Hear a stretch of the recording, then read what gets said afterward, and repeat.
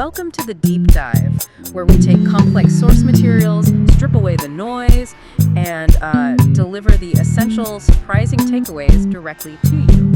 Today we're investigating a concept that touches, well, everything. From the highest level of athletic performance to the quality of your closest relationships.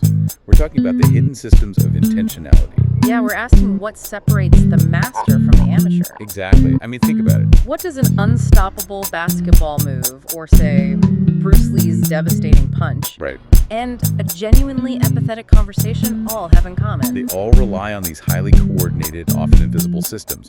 They're built through relentless, focused intention. They absolutely do not happen by accident. And our deep dive today is tailored to help you uncover those systems. We're moving through three distinct but connected domains. First up, the blueprint of physical mastery.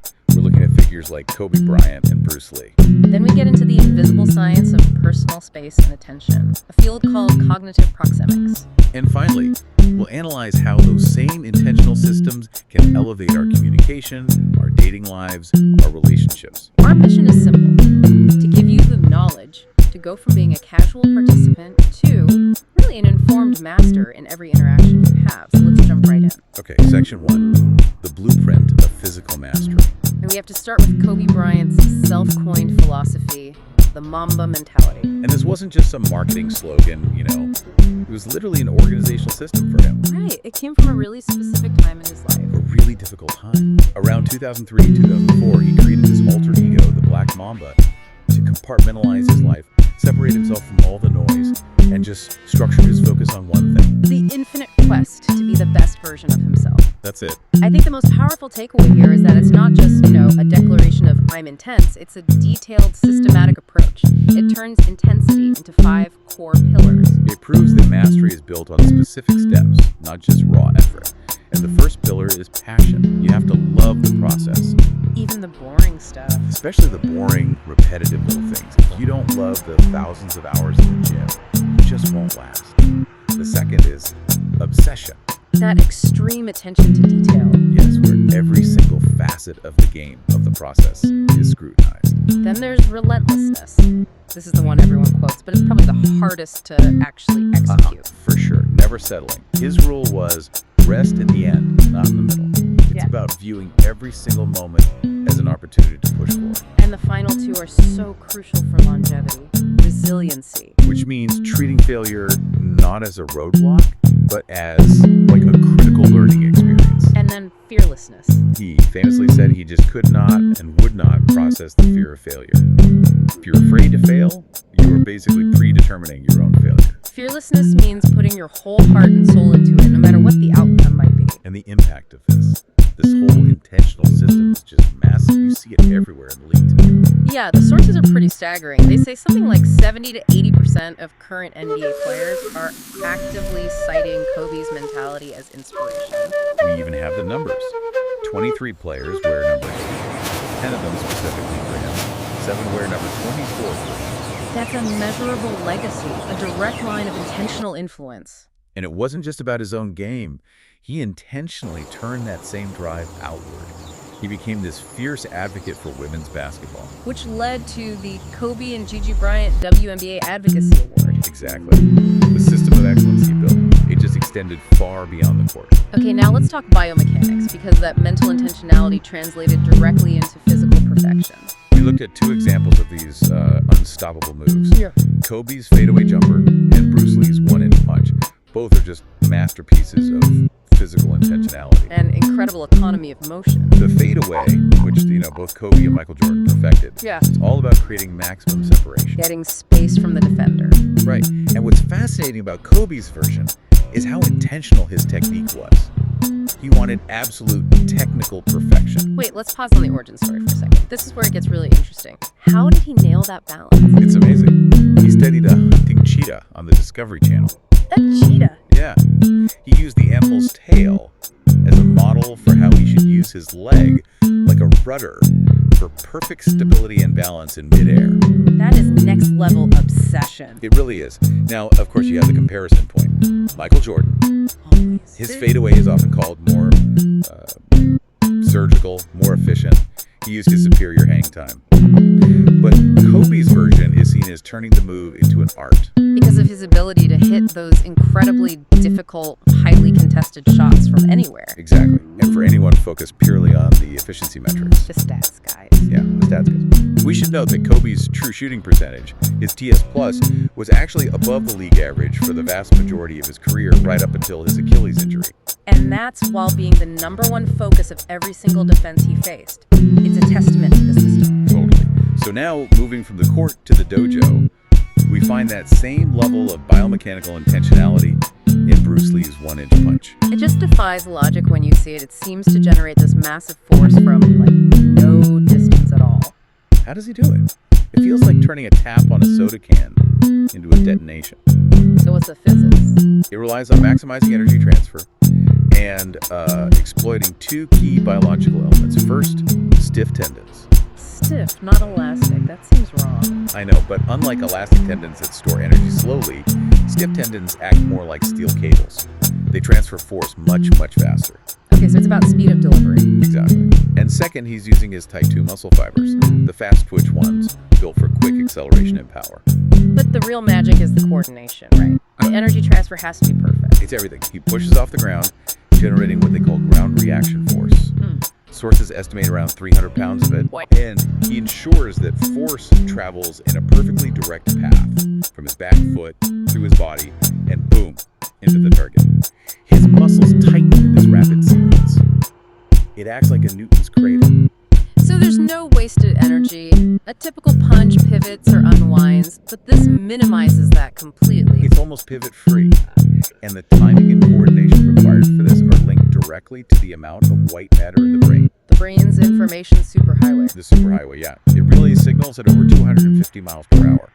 That efficient neural infrastructure is what allows this whole physical system to work so quickly and so efficiently. So whether it's Kobe using a cheetah's balance or Bruce Lee coordinating neural pathways at high speed. The unifying idea is that mastery is a full-body system of pure intentionality. But that intentionality isn't just physical, and that brings us perfectly to Section 2, the science of hidden space and attention. Right, we're bridging from the physical to the psychological. Most people have heard of Edward Hall's idea of proxemics from the 60s. You know, how we use physical space. The intimate zone, 0 to 18 inches, that kind of thing, is all tied to comfort, safety, emotional regulation. But here's where it gets really interesting. There's a new conceptual construct called cognitive proxemics, CP. Okay, so CP integrates how our mental representations of space, so what's in our head, influences our actual physiological reaction, our arousal. And that then guides how we behave in physical space. You got it. That sounds a little abstract. Can you give me a real-world example of how that works? Okay, think of it this way.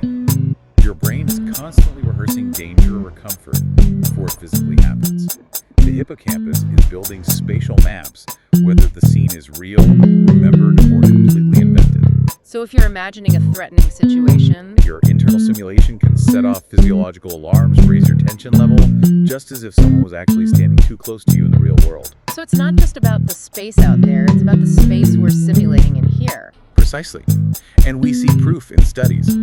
Individuals with high social anxiety rated interpersonal distances, even just a meter away, as less pleasant and more arousing. And you can measure this. Oh yeah. They showed increased skin conductance, which is a measurable physiological warning signal for tension. And they often show this measurable backward movement to avoid getting too close. Wow. So that little step back is your brain's intentional system overriding social norms to protect its internal space. And that leads us right into the intentional management of attention, which links directly to the world of magic and mentalism. Right, because magic is all about manipulating perception. So much so that psychologists now use their methods to study human cognition. Every trick has two parts. The effect, what you, the audience, consciously experience. And the method, the secret stuff. The secret stuff, the covert manipulation. And the system connecting the two is misdirection. That's the tool magicians use to divert your attention away from the method. Right. It can be a grand gesture, loud music, or even just some simple chatter. The whole point is to overload your attention so the secret move goes unnoticed. It's a total control system over your mental space. So if we can intentionally control attention physically, we need to apply that same rigor to controlling intent socially, which is our bridge to Section 3. intentionality in communication and relationships. We often think of communication as a soft skill, Yeah. but it's built on hard, deliberate, intentional systems, just like that one-inch punch, And the most foundational example has to be active listening. which is so often misunderstood. People think it just means being quiet while someone else talks. But that's passive. So how do we actually operationalize active listening? The core principle is approaching a conversation with a genuine, relentless desire to understand the other person's perspective, without judgment. The active part is deliberately avoiding evaluation or jumping in with advice until you fully grasp their emotional landscape. It's a huge mindset shift. Moving from just waiting to speak to genuinely seeking to understand. There's that great quote, be curious, not judgmental. So if we want to operate from that curious mindset, what are, say, 3 specific things we should intentionally avoid saying? That's an excellent question. Okay, first, avoid cues with significations, like saying, I know, or let me stop you right there. Right. Second, avoid immediately launching into a similar story about yourself. That just shifts the focus away from them. And third, maybe the most important, avoid minimizing their feelings with phrases like, oh, it's not that bad. So if Bruce Lee's punch maximizes energy transfer, active listening maximizes emotional transfer. That's a great way to put it. You're creating this perfect pivot-free channel for their emotions and information to reach you without being deflected by your own ego. And the benefits are real. Fewer misunderstandings, less conflict. And people just report feeling significantly more understood. It builds real connection. And humor is another place this applies. It's a social shortcut. It creates a shared worldview, breaks down awkwardness. And you can see the parallel to magic in the techniques. First, there's misdirection in comedy. Setting up an expectation for something to go one way. And then pulling the right out, going another way entirely. Like playing with numbers and scale. Framing a large number small or vice versa. Saying something like, I tried to get a few groceries, but the checkout line was only half a mile long. The misdirection is the scale, and it creates that sudden, satisfying cognitive shift. And the second technique, which is amazing for building intentional intimacy, is the callback. Right, throwing a previously told joke or a shared moment back into the conversation later on. It instantly creates this shared sense of intimacy, like a private language that only you two understand. He says, I was paying attention. I remember us. So we've been talking about all these intentional systems for excellence and connection. But what happens when that intentionality gets weaponized in relationships? We have to use this same framework to spot the difference between healthy interest and a toxic system. Which brings us to love bombing. The dark side. It's intentional manipulation disguised as rapid affection. It's designed to overwhelm your system. And the red flags are clear. Intense affection way too soon. Demands for constant attention and reciprocation. And, crucially, it creates this intense sense of urgency. That sense of urgency is the control mechanism, isn't it? It makes you feel like if you don't comply, if you don't match their pace, they'll leave. It's an intentional narrative designed to disorient you. Genuine affection, on the other hand, operates on a totally different system. It grows steadily. It nurtures without all these unrealistic expectations. And, most importantly, it respects boundaries. It respects that individual space we talked about with cognitive proxemics. And here is the absolute tell, the red flag. In a genuine relationship, expressing your needs or setting a boundary won't scare someone away. If you set a boundary and they pull back their affection or try to make you feel guilty for it, that is a clear sign you're being manipulated, not genuinely pursued. Recognizing that difference empowers you to protect your emotional health. And it lets you grieve what really happened, not the story you made up in your head about who you hoped they were. So what does this all mean for you? The big takeaway from this deep dive is that whether we're talking about basketball, personal space, or relationships, excellence and real connection are never accidental. They are the result of mastering these invisible intentional systems. We've traced these systems from the biomechanics of how stiff tendons create a powerful jumper, To how the management of our internal arousal dictates our movement, and how we can use deliberate social moves like active listening or a well-timed callback. the intense, focused journey, that intentional process that truly is the dream that produces the results. And that's where we'll leave you. Final thought. If Bruce Lee's ability to coordinate physical force relies on the incredible speed of information traveling across the brain's white matter, does the ability to master complex social moves like active listening and genuine humor rely on a similarly well-developed, highly intentional internal system for processing empathy and emotional space? What are you doing today to hone the invisible mechanics of your own interactions, both physical and social? Thanks for joining us for the deep dive.